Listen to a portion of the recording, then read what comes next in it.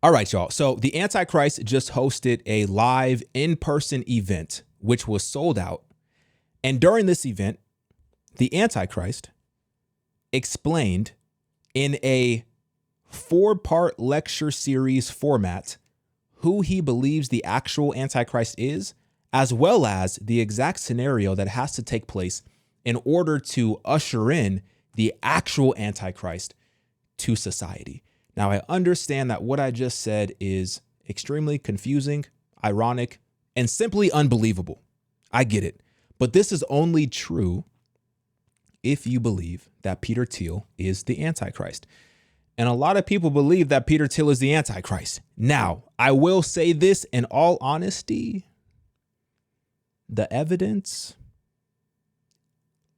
it's very compelling. It's very compelling. It's very compelling. And we're going to get into that in this video. Now, Peter Thiel, billionaire, co-founder of Palantir. Depending on who you ask, Palantir is the world's largest surveillance company who also just so happens to be one of the largest government contractors in the entire world. Now, you can understand how that could be potentially problematic, especially as we have these conversations about the Antichrist, right? Now, Peter Thiel, he hosted this event. It was in San Francisco. It's sold out. So he had part 1 of this event. So it's a 4-part lecture series. Part 1 was just 2 days ago. Part 2 is coming up next week. Now, if anybody has tickets, hey, hit my email. I would love to go. I have no problem going to San Francisco. I'm already in California. I want to see what he's saying. So hit my email and let's negotiate, because I want to see what he's saying, because this is a closed event. There's no cameras. There's no live stream, nothing like that. So only the individuals who are in the room actually know what's going on. And there's not that many people in the room, right? Now, we do have some images that are coming out from the event, and we also have some direct feedback from the audience as to what they think about the words that Peter Thiel had to say during part 1. Now, this is one of the images that came from the event that we see. So this is somebody who believes that Peter Thiel is, I don't know if this is satire or I don't know what this is. I don't know if she truly believes this, but there was a quote that said that we've been looking for a Messiah to bring the end times in. So this is her right here. So she said, we've been looking for a Messiah to bring in the end times. She calls herself Satan's baby girl. And she said, we believe that Peter Thiel is the Antichrist we've been looking for. So I could only assume that this is satire, but maybe she actually believes this. I hope not, but you never know. We live in a crazy world. I want to show you something real quick. I'm not sure if you've seen this. You probably have. You probably haven't. I don't know. But there was an interview that Peter Thiel did with Ross Douthat. Now, I don't know if that's how you say Ross's last name, but I just said it with confidence, and I'm hoping that that's how you say it. No disrespect, Ross. I think this was a great interview. Now, during this interview, Peter Thiel is confronted directly on the claims that he is the Antichrist, or at the very least, that he's building the system that the Antichrist will utilize. And I think it's very interesting what he had to say. He also talked about transhumanism and Christianity. I think the transhumanism and Christianity conversation that he had was even more interesting than the Antichrist conversation, to be honest with you. Because what he said about transhumanism and Christianity, I believe, given the position that he's in from a technological standpoint and the resources that he has, I believe that he could actually make something like that possible. Anyway, let's start with this clip right here. And then, as always, we'll have a conversation. All right, let's go. That if we hadn't had the internet, maybe it would have been worse. AI is better. It's better than the alternative. And the alternative is nothing at all. Because here's one place where the stagnationist arguments are still reinforced. The fact that we're only talking about AI, I feel, is always an implicit acknowledgement that but for AI, we are like in almost total stagnation. But the world of AI is clearly filled with people who, at the very least, seem to have a more utopian, transformative, whatever word you want to call it, view of the technology than you're expressing here, right? And you were mentioned earlier the idea that the modern world used to promise radical life extension and doesn't anymore. It seems very clear to me that a number of people deeply involved in artificial intelligence see it as a kind of mechanism for transhumanism, for transcendence of our mortal flesh, and either some kind of creation of a successor species or some kind of merger of mind and machine. And do you think that's just all kind of irrelevant fantasy? Or do you think it's just hype? Do you think people are trying to raise money by pretending that we're going to build a machine god, right? Is it hype? Is it delusion? Is it something you worry about? I think you would prefer the human race to endure, right? You're hesitating. Yeah, well, yes? I don't know. I would. This is a long hesitation. This is a long hesitation. There's so many questions implicit in this. Should the human race survive? Yes. Okay. But I also would I also would like us to radically solve these problems. Right. And so it's always, I don't know, transhumanism is this, the ideal was this radical transformation where your human natural body gets transformed into an immortal body. And there's a critique of, let's say, the trans people in a sexual context, or a transvestite is someone who changes their clothes and cross dresses, and a transsexual is someone where you change your penis into a vagina, and we can then debate how well those surgeries work. But we want more transformation than that. The critique is not that it's weird and unnatural. It's so pathetically little, and we want more than cross dressing or changing your sex organs. We want you to be able to change your heart and change your mind and change your whole body. And then Orthodox Christianity, by the way, the critique Orthodox Christianity has of this is these things don't go far enough. Like that transhumanism is just changing your body, but you also need to transform your soul, and you need to transform your whole self. And so, right. But the other, wait. Sorry.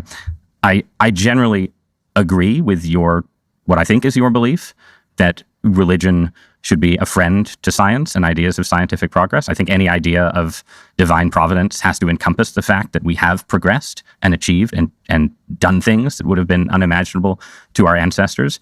But it still also seems like, the promise of Christianity in the end is you get the perfected body and the perfected soul through God's grace, and the person who tries to do it on their own with a bunch of machines is likely to end up as a dystopian character. Well, let's articulate this. And you can have a heretical form of Christianity, that says something else. I don't know. I think the word nature does not occur once in the Old Testament, and so if you and there is a word in which a sense in which the way I understand the Judeo-Christian inspiration is it is about transcending nature. It is about overcoming things, and the closest thing you can say to nature is that people are fallen, and that's the natural thing in a Christian sense is that you're messed up, and that's true. But there's some ways that with God's help, you are supposed to transcend that and overcome that. And, right. But and the people, present company accepted, most of the people working to build the hypothetical machine god don't think that they're cooperating with Yahweh, Jehovah, the Lord of hosts. They think that they're building immortality Ross, on their own. Yeah, right? We're jumping around a lot of things. So yes. Again, the critique I was saying is they're not ambitious enough. Right. From a Christian point of view, these people are not ambitious enough. Now, then we get into this question: well, are they? But they're not morally and spiritually ambitious enough. And are they still physically ambitious enough? And are they even still really transhumanists? And this is where the cryonics thing, that seems like a retro thing from 1999. There isn't that much of that going on. So they're not transhumanists on a physical body. And then, maybe it's not about cryonics. Maybe it's about uploading. Which, it's not quite. I'd rather have my body. I don't want just. Okay, so let's pause right here. Because they're having a conversation about stagnation from a technological standpoint. And Peter Thiel believes that we are technologically stagnant. That the only thing that we really are talking about right now, because the only thing that is really an advancement from a technological standpoint is AI. besides that, we ain't really doing nothing to advance technology. And Peter Thiel he started out this interview by talking about his wishes that there was more technological advancement as it relates to anti-aging. And he wished that there was more people, more companies working to solve the solution of aging. And then he also mentioned Francis Bacon. So Francis Bacon, a philosopher from the 15 and 1600s, he believed in immortality. He believed that we could literally live forever in this body, which is very interesting. Now, he's not the first philosopher to have that type of belief, but he is probably the first one to be that extreme. Like, for example, before him was Plato. So Plato believed that we could also be immortal, but he didn't actually believe from like a physical immortality standpoint. Plato believed that we could be immortal based on our legacy. So the work that we do here on earth and us releasing that work to the world and the legacy that is established from that work could ultimately make us immortal. That's what Plato believed. But Francis Bacon took it a step further, and he said that we are going to get to a point where, from a scientific standpoint, using technology, we will become immortal. This body will not pass away, which is very interesting because the more research I did on Francis Bacon, based on what I found from multiple different sources, it was saying that he was a Christian. Now, I don't know the exact beliefs and his exact theology, but it was saying that he was a Christian. And even more interesting, he said that he, being Francis Bacon said that he didn't want to just live forever just so he can, please his flesh, basically, and just live selfishly. But he wanted to live forever so that he could continue to obtain wisdom, and so that he could, give back to people in need, so that he could be of service, so that he could essentially glorify God. That's why he wanted to live forever. So when you think about it in that perspective, it's actually very interesting. But then you got to step back and you got to say, well, God is offering us eternal life in him. He is promising us a new body, glorified bodies, right? So although I understand the thought process of if we live longer, we can be even more effective for the kingdom of God, I understand that argument. But then at what point are we supposed to actually have faith that God is going to deliver on his promise? Or are we just expecting that God is just going to call us up because this body is now at the point scientifically to where we can live forever? At what point are we actually going to have faith in the promise of God to give us eternal life and salvation? You know what I'm saying? Like it's very interesting what Francis Bacon believed. It's very interesting. And this is what Peter Thiel was talking about. He was talking about people like Francis Bacon. He was talking about cryonics, which is essentially where you freeze your body after you die. And the hope is at a certain point in the future, technology will be at a point where they can revive you in your physical body and you can live forever in the body that you once died in. That's the whole kind of thing behind cryonics. And this is a real thing. And that's what Peter Thiel was talking about. He was saying, aside from cryonics and aside from the expectation of humanoid robots, there's nothing that is very transformative in technology as it relates to anti-aging and immortality. And he said that Christians should be more ambitious in this way. So I'm just trying to understand. Because there's some people that say that he's a Christian, Peter Thiel. And then obviously people believe that he's the Antichrist. Okay, let me operate under the assumption that he's a Christian, because that's what some people have said, that he's a Christian. I think it's more interesting if we frame it like that. So assuming he's a Christian, he has some of the most extreme views I've ever heard in my life. So he's essentially saying that we should be more ambitious in trying to preserve this body to the point of immortality.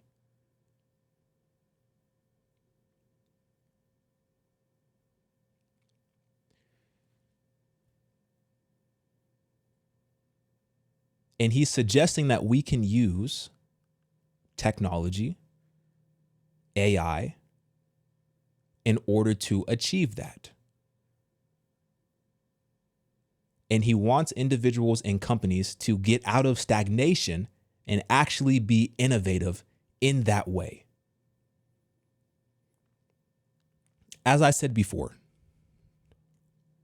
I understand the argument, the Francis Bacon argument of if we can live forever, then we can glorify God for a longer period of time.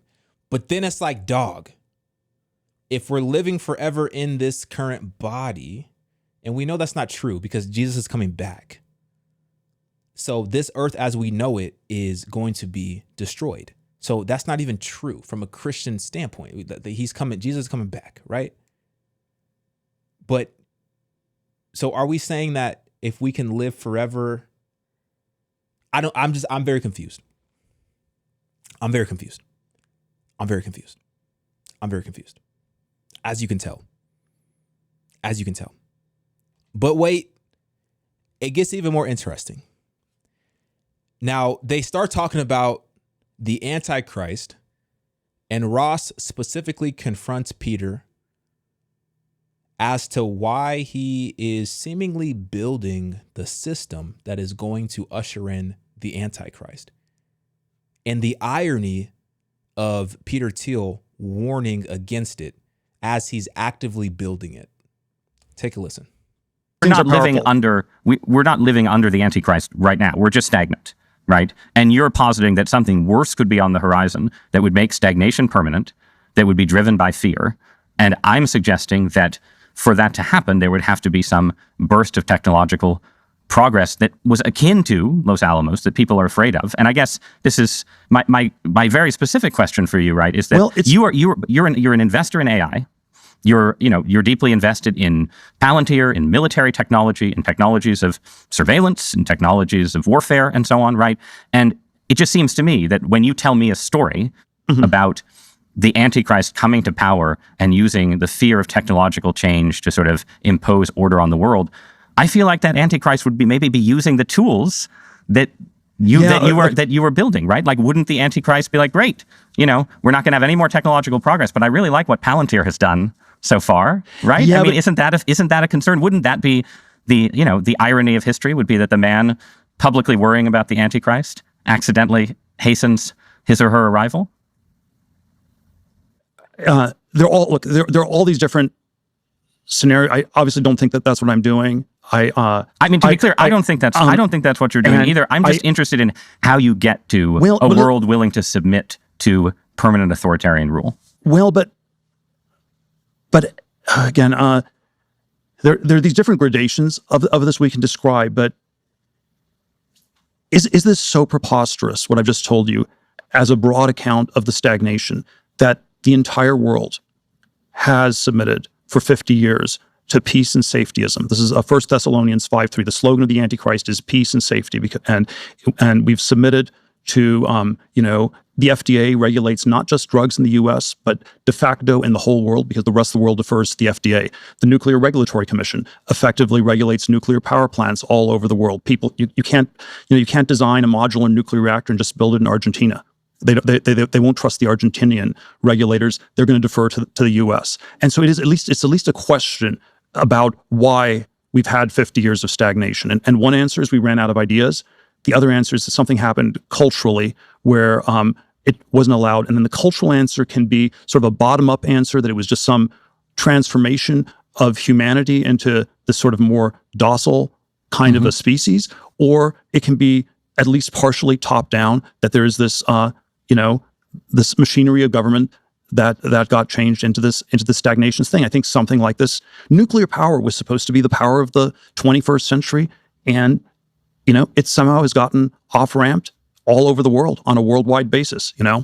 So in a sense, we're already living under a moderate rule of the Antichrist in that telling. Do you think God is in control of history? Man, this is again like I think that there's always room for human freedom and human choice. These things are, or at least where we are today, these things are, they're not absolutely predetermined one way or another. Right. Very interesting conversation. Very interesting conversation.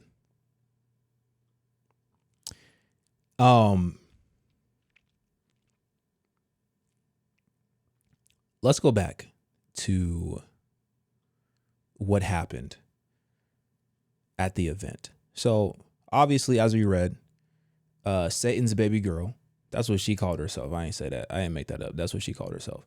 Satan's baby girl.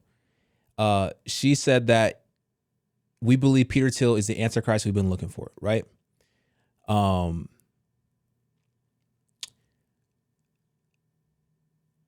Here's a little bit of what he said, according to people that were in the crowd.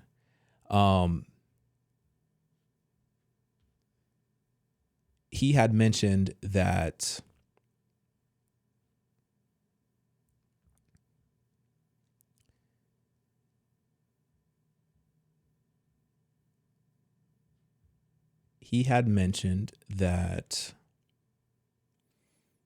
the Antichrist would use the threat of Armageddon or some looming crisis in order to consolidate control and create a one world government.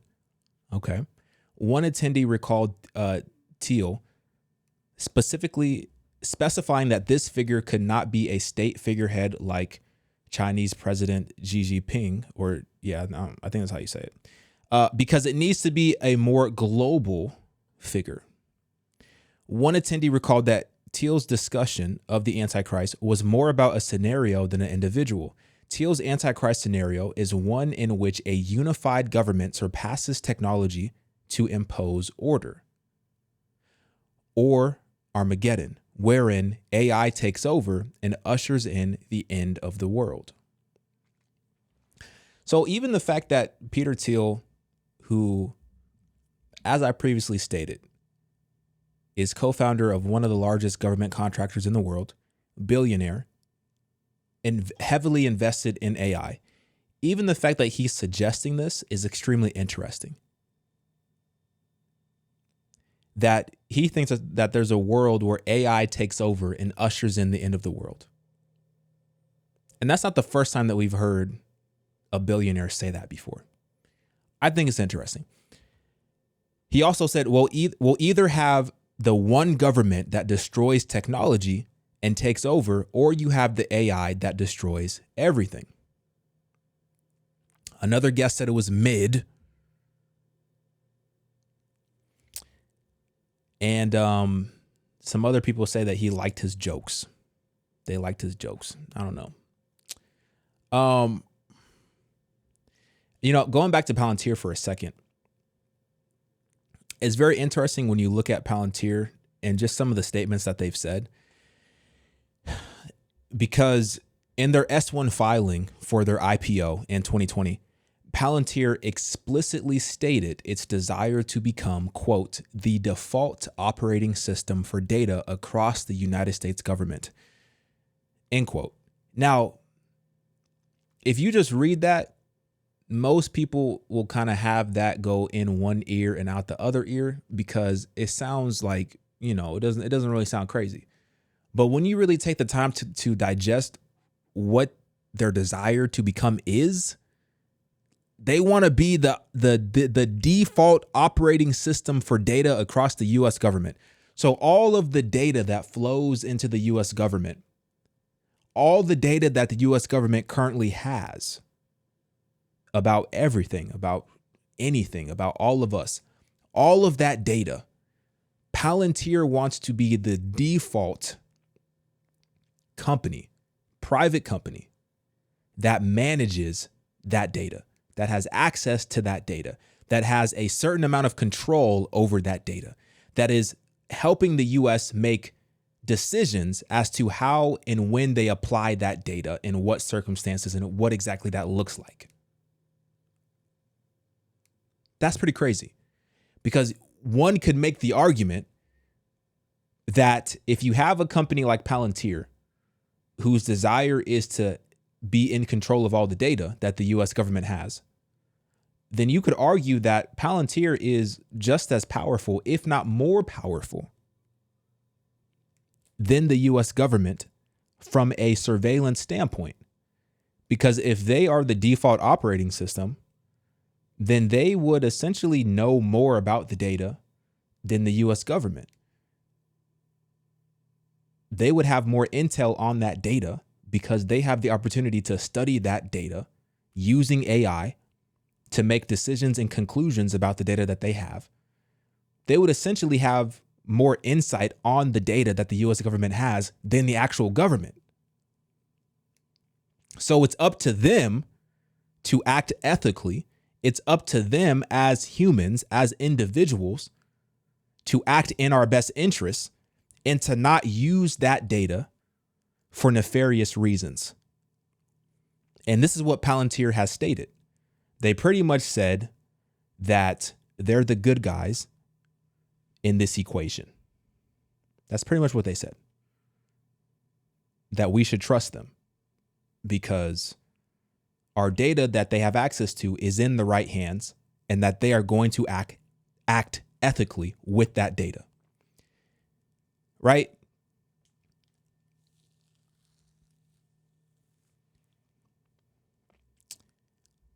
I don't know, man.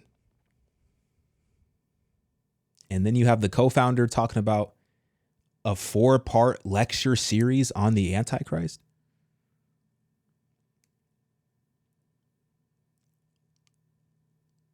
Talking about how he wants to live forever. How he thinks that Christians should be more ambitious when it comes to living forever from a physical body standpoint, when we already have the promise of God of eternal life in new glorified bodies. And he thinks that there's a better solution to that, from what I understand from what he said. It does sound a little anti-Christy. It does.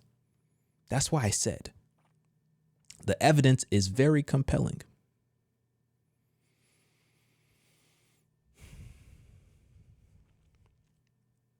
Anywho, yeah, I want to know what y'all think. Get on my comments, like this video. I'm out, y'all.